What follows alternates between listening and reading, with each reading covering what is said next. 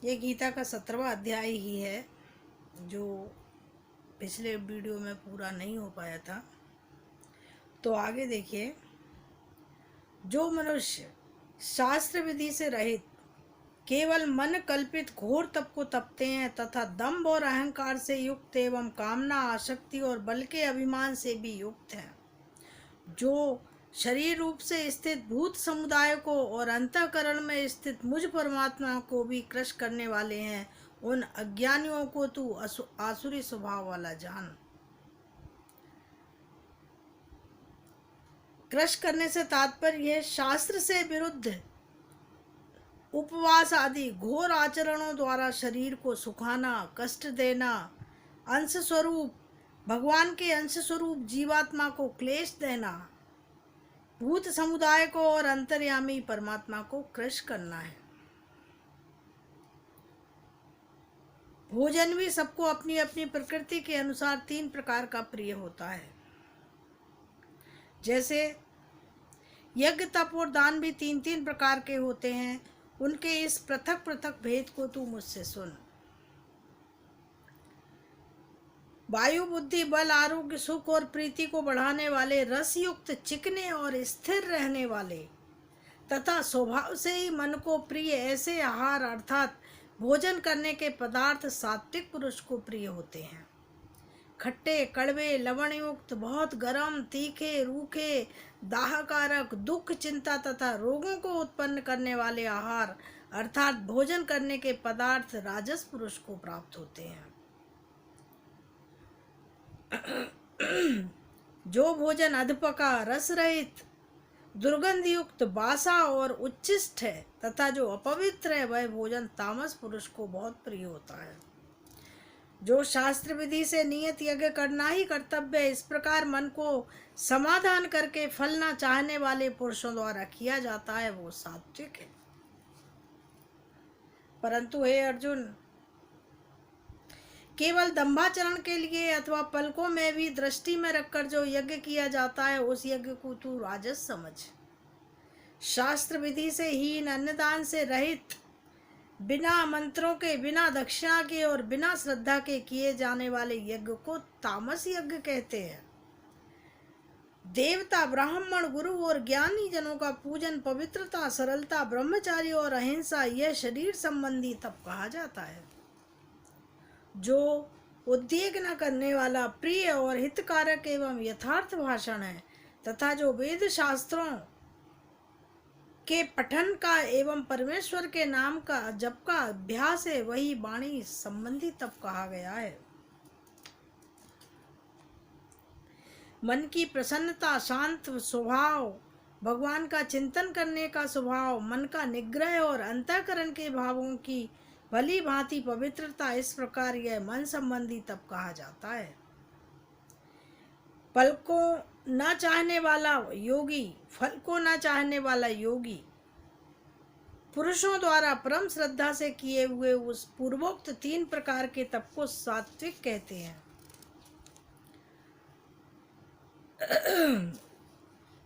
जो तप सत्कार, मान और पूजा के लिए अथवा अन्य किसी स्वार्थ के लिए भी स्वभाव से या पाखंड से किया जाता है, वह अनिश्चित एवं क्षणिक फल वाला तप राजस तप कहा गया है।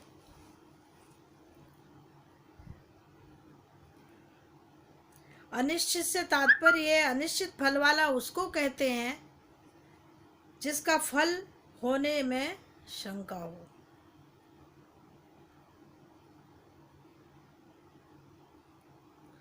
जो तप मूढ़ता पूर्वक हठ से मन, वाणी और शरीर की पीड़ा के सहित अथवा दूसरे का अनिष्ट करने के लिए किया जाता है, वह तप तामस कहलाता है।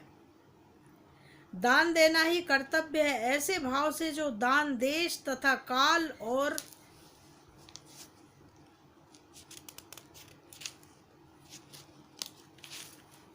पात्र के प्राप्त होने पर उपकार न करने के प्रति दिया जाता है, वह दान सात्विक कहलाता है। किंतु जो दान क्लेश पूर्वक तथा प्रत्युपकार के प्रयोजन से अथवा फल को दृष्टि में रखकर किया जाता है, वह दान राजस कहलाता है। जो दान बिना सत्कार के तथा तिरस्कार पूर्वक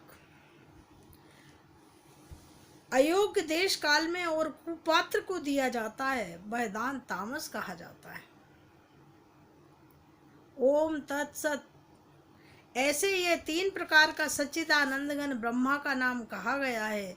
उसी से सृष्टि के आदि काल में ब्राह्मण और वेद तथा यज्ञ आदि रचे गए हैं। इसलिए वेद मंत्रों का उच्चारण करने वाले श्रेष्ठ पुरुषों की शास्त्र विधि से नियत यज्ञ, दान और तप रूप क्रियाएं सदा ओम इस परमात्मा के नाम को उच्चारण करके ही आरंभ होती हैं।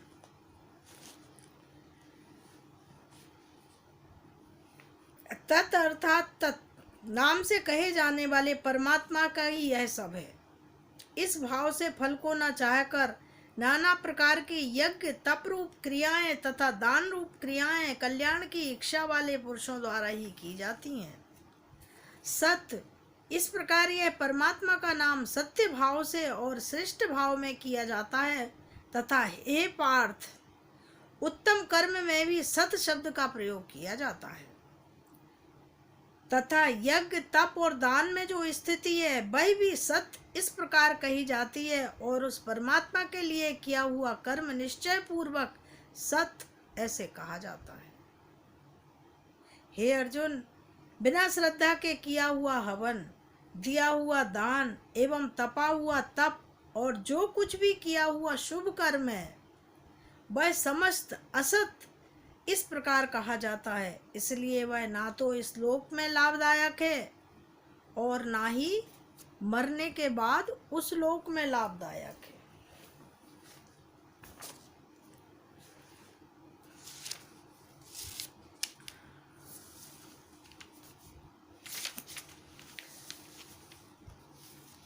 आत्म संबंधी पीड़ा के सहित तप करना क्या है? यहाँ आत्मा शब्द मन, वाणी और शरीर इन सभी का वाचक है और इन सब से संबंध रखने वाला जो कष्ट है उसी को आत्म संबंधी पीड़ा कहते हैं। अतः मन, वाणी और शरीर इन सबको या इनमें से किसी एक को अनुचित कष्ट पहुंचाकर जो अशास्त्रीय तप किया जाता है उसी को आत्म संबंधी पीड़ा के सहित तप कहना कहते हैं।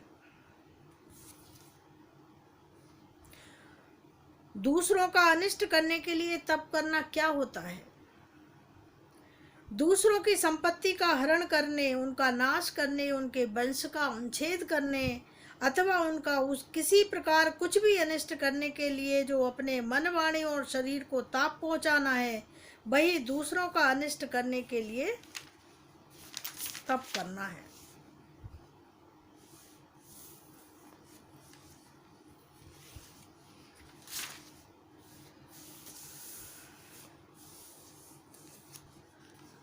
दान के लिए अपात्र कौन है और उसको दान देना तामस क्यों है? जिन मनुष्यों को दान देने की आवश्यकता नहीं है, जिनको दान देने का शास्त्र में निषेध है, जैसे धर्मध्वजी, पाखंडी, कपट वेशधारी, हिंसा करने वाला, दूसरों की निंदा करने वाला, दूसरों की जीविका का छेदन करने वाला, स्वार्थ साधन में तत्पर, बनावटी, विनय दिखाने वाला, मन, मांस आदि अभक्ष्य वस्तुओं को भक्षण करने वाला, चोरी, व्यभिचार आदि नीच कर्म करने वाला, ठग, जुआरी और नास्तिक, ये सब दान के लिए अपात्र है तथा उनको दिया हुआ दान व्यर्थ है, दाता को नरक में ले जाता है, इसलिए ये तामस है। यहाँ भूखे, प्यासे, नंगे और रोगी आर्त मनुष्यों को अन्न, जल, वस्त्र और औषधि देने का कोई निषेध नहीं है।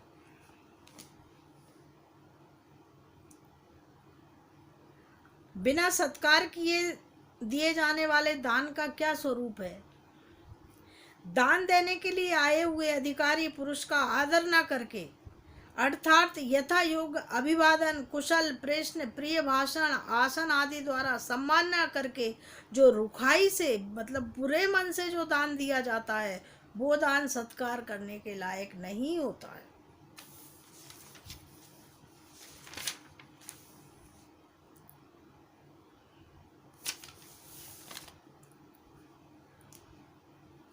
बिना श्रद्धा के किए हुए हवन, तप और हवन दान तप को तथा दूसरे शास्त्रविहित कर्मों को असत कहने का यहाँ पर क्या अभिप्राय है, और ये दोनों चीजें इस लोक में या परलोक में क्यों लाभदायी नहीं है।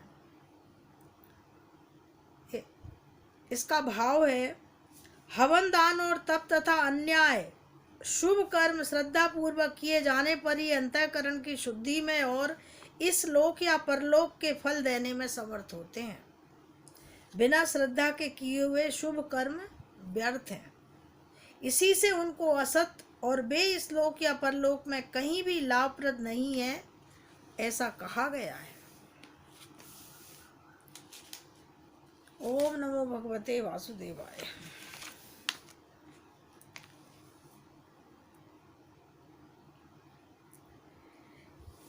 यहाँ पर अनुपकारिणे पद का प्रयोग किस उद्देश्य से किया गया था?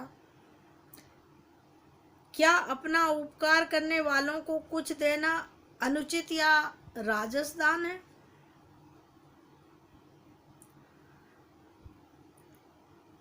जिसका अपने ऊपर उपकार है उसकी सेवा करना तथा यथासाध्य उसे सुख पहुंचाने का प्रयास करना तो मनुष्य का धर्म है, मनुष्य का कर्तव्य है। कर्तव्य ही नहीं, अच्छे मनुष्य की सेवा किए जाए बिना नहीं रहना चाहिए। तो उसका तिरस्कार करना, यदि हमने बदले में उसका सत्कार नहीं किया तो इसका मतलब है हमने उसका तिरस्कार कर दिया है, क्योंकि सच्चे उपकार का बदला तो कोई कभी चुका ही नहीं सकता है। इसलिए वे केवल आत्मसंतोष के लिए उसकी सेवा करते हैं, और जितनी करते हैं उतनी ही उनकी दृष्टि में थोड़ी सी जचती है। वे तो कृतज्ञता से दबे रहते हैं। इसीलिए श्री रामचरितमानस में भगवान श्री राम भक्त हनुमान से कहते हैं, जो मैंने पहले कहा है, सुनि कपितो समान उपकारी, नहीं कोई सुर नर मुनि तन धारी, प्रति उपकार करहु का तोरा, सनमक होई न सकत मन मोरा। श्रीमद् भागवत में भगवान श्री कृष्ण अपने को श्री गोपियां जो है ना, गोपी जन, उनका ऋणी समझते हैं। ऐसी अवस्था में उपकार करने वालों को कुछ देना अनुचित या राजस कदापि नहीं हो सकता है, परंतु वह दान की श्रेणी में नहीं आता है। वह तो कृतज्ञता प्रकाश की एक स्वाभाविक चेष्टा होती है। उसे जो लोग दान समझते हैं वे वस्तुतः उपकारी का तिरस्कार करते हैं, और जो लोग उपकारी की सेवा नहीं करना चाहते वे तो कृतज्ञ की श्रेणी में आते हैं। अतएव अपना उपकार करने वालों की तो सेवा करना ही चाहिए। यहाँ अनुपकारी को दान देने की बात कहकर भगवान ये भाव दिखलाते हैं कि दान देने वाला दान के पात्र से बदले में किसी प्रकार के जरा भी उपकार पाने की इच्छा नहीं रखता है। जिससे किसी भी प्रकार का अपना स्वार्थ का संबंध नहीं है, उस मनुष्य को दान दिया जाता है, वो सात्विक दान है। इससे वस्तुतः दाता की स्वार्थ बुद्धि का ही निषेध किया गया है।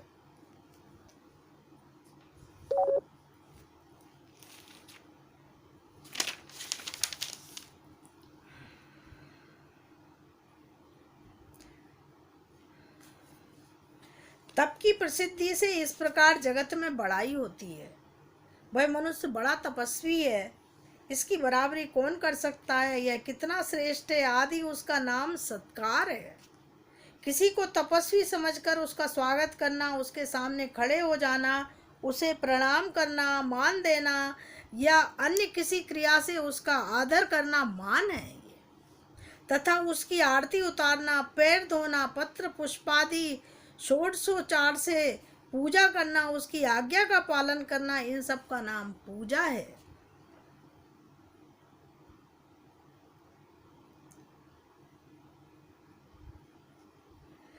तप में वस्तुतः आस्था होने पर भी लोगों को धोखा देकर किसी प्रकार का स्वार्थ सिद्ध करने के लिए तपस्वी सा स्वांग रचकर जो किसी लौकिक या शास्त्रीय तप का बाहर से दिखाने के लिए आचरण करते हैं, उसे दंभ से तप करना कहते हैं। राजस तप को अध्रुव और चल कहने का क्या अभिप्राय था प्रभु का? जिस फल की प्राप्ति के लिए उसका अनुष्ठान किया जाता है, उसका प्राप्त होना या ना होना निश्चित नहीं है, इसलिए उसे अध्रुव कहा गया है। और जो कुछ फल मिलता है वह भी सदा नहीं रहता, उसका निश्चय ही नाश हो जाता है, इसलिए उसको चल कहा गया है। चल चीज तो चल है, वो तो हमेशा नष्ट हो ही जाती है। तो इस प्रकार इस 17वें अध्याय में भगवान ने सात्विक पुरुष और देवों को पूजते हैं, इसका क्या मतलब बताया है। कार्य देखकर कारण की पहचान होती है। इस न्याय के अनुसार जब देवता सात्विक है तो उसकी पूजा करने वाले भी सात्विक ही होंगे। जैसे देव वैसे पुजारी, तो सही है, तो कहावत ही है, जैसे देव वैसे पुजारी। इस लोकोक्ति के अनुसार ये बतलाते हैं कि देवताओं को पूजा करने वाले मनुष्य सात्विक हैं, सात्विकी निष्ठा वाले हैं। देवताओं से यहाँ सूर्य, चंद्र, अग्नि, वायु, इंद्र, वरुण, यम, अश्वनी कुमार और विश्वदेव आदि शास्त्रोक्त देवों को समझने वाले हैं। यहाँ देव पूजन रूप क्रिया सात्विक होने के कारण उसे करने वालों को सात्विक कहा गया है। परंतु पूर्ण सात्विक तो वही है जो सात्विक क्रिया को निष्पाव भाव से करता है।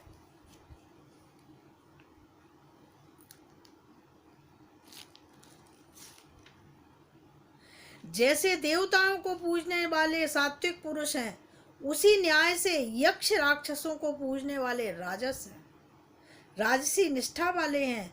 यह पहचान करने के लिए ऐसा कहा है। यक्ष से कुबेर आदि, राक्षसों से राहु, केतु आदि समझना चाहिए।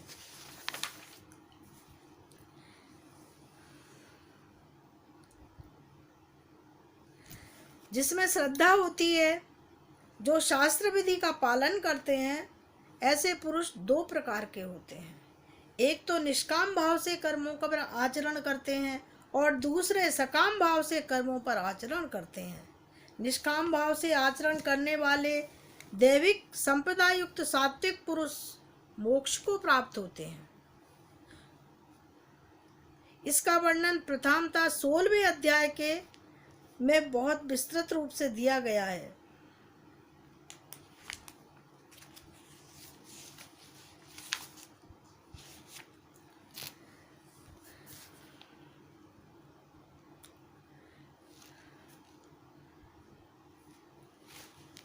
देखिए, भगवान ने इसमें कहा था खट्टे, कड़वे, लवण युक्त, गरम, तीखे, रूखे, हानिकारक, दुख, चिंता, ये सब कौन कौन से राजसी तामसी होते हैं।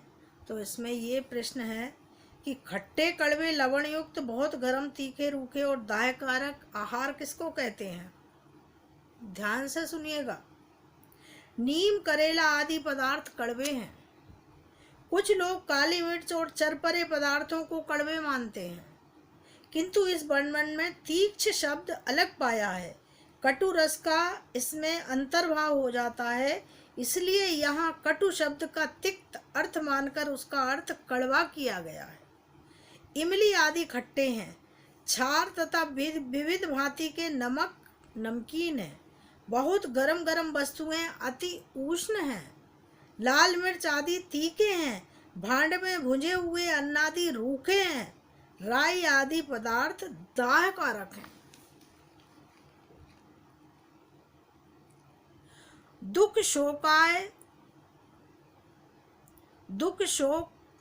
शोकमाय प्रदाह का क्या भाव है।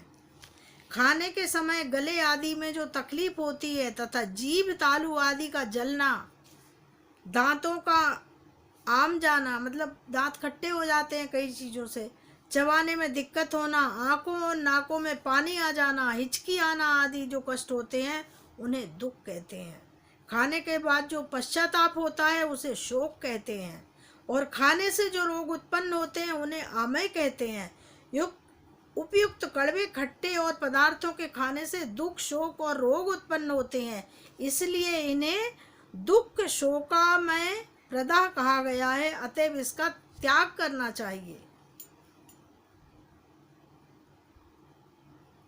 ये राजस पुरुष को प्रिय है। इस कथन का तात्पर्य है, इससे ये भाव दिखलाया है प्रभु ने कि उपयुक्त आहार राजस है, अतः जिनको इस प्रकार आहार प्रिय यानी रुचिकारक है उनको रजोगुणी समझना चाहिए।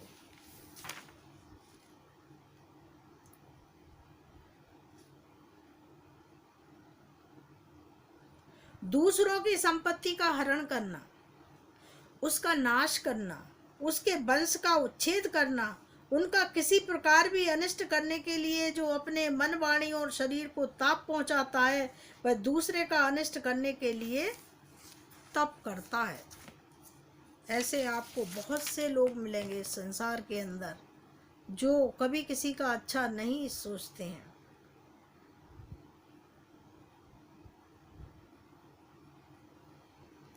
तो जिस देश और काल में जिस वस्तु की आवश्यकता हो, उस वस्तु के दान द्वारा सबको यथा योग्य सुख पहुंचाने के लिए वही योग्य देश कहलाता है, देश और काल है। जैसे जिस देश में जिस समय दुर्भिक्ष या सूखा पड़ा है, अन्न और जल का दान करने के लिए वही देश और वही समय योग्य देश काल है। चाहे वह तीर्थ स्थल या पर्व काल ना हो, इसके अतिरिक्त साधारण अवस्था में कुरुक्षेत्र, हरिद्वार, मथुरा, काशी, प्रयाग, नैमिषारण्य आदि तीर्थ स्थान, ग्रहण, पूर्णिमा, अमावस्या, संक्रांति, एकादशी आदि पुण्यकाल जो दान के लिए शास्त्रों में प्रशस्त माने गए हैं, ये तो योग्य देश काल है ही। इन्हीं सबके वाचक देश और काल शब्द है। इस प्रकार ये था श्रीमद् भागवत गीता का 17वां अध्याय, जो 2 भागों में बट गया।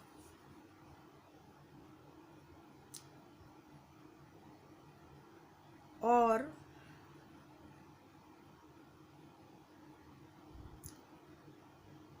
आज आपके सामने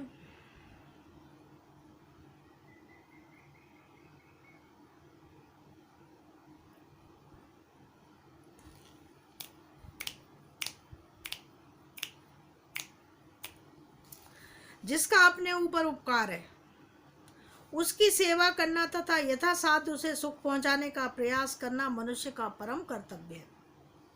कर्तव्य नहीं है, अच्छे मनुष्य उपकारी की सेवा किए बिना रह ही नहीं सकते हैं। वे जानते हैं कि सच्चे उपकार का बदला चुकाने जाना तो उसका तिरस्कार करना है, क्योंकि सच्चे उपकार का बदला तो कोई चुका ही नहीं सकता है। अतएव श्रीमद् भागवत गीता के 17वें अध्याय का हिंदी रूपांतरण मैंने आपके सामने रखा है। आपसे अपेक्षा करती हूँ आप मेरे चैनल को लाइक करेंगे, सब्सक्राइब करेंगे और जो बटन है उसको भी दबा देंगे, घंटी को भी दबा देंगे, तो मेरा ये चैनल आगे बढ़ेगा और मैं तरह तरह की चीज़ें आपके सामने लेकर आऊँगी। ऐसा मेरा आपसे प्रॉमिस है। लेकिन इसके लिए आपको मेरे चैनल को आगे बढ़ाना पड़ेगा।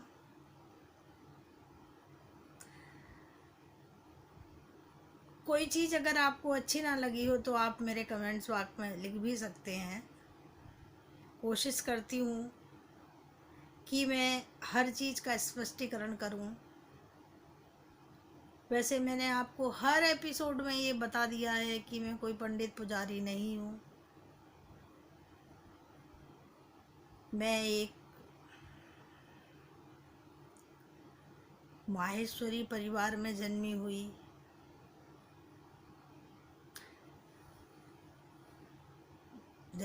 हूँ और मेरे पिता, जिनका मैं हर एपिसोड में उन्हें याद करती हूँ, आज संसार में नहीं है। मैं उन्हें इन गीता के अध्यायों का पाठ कभी नहीं सुना पाई, लेकिन आज उनकी आत्मा जहाँ भी होगी ये मैं उनको सब समर्पित करती हूँ।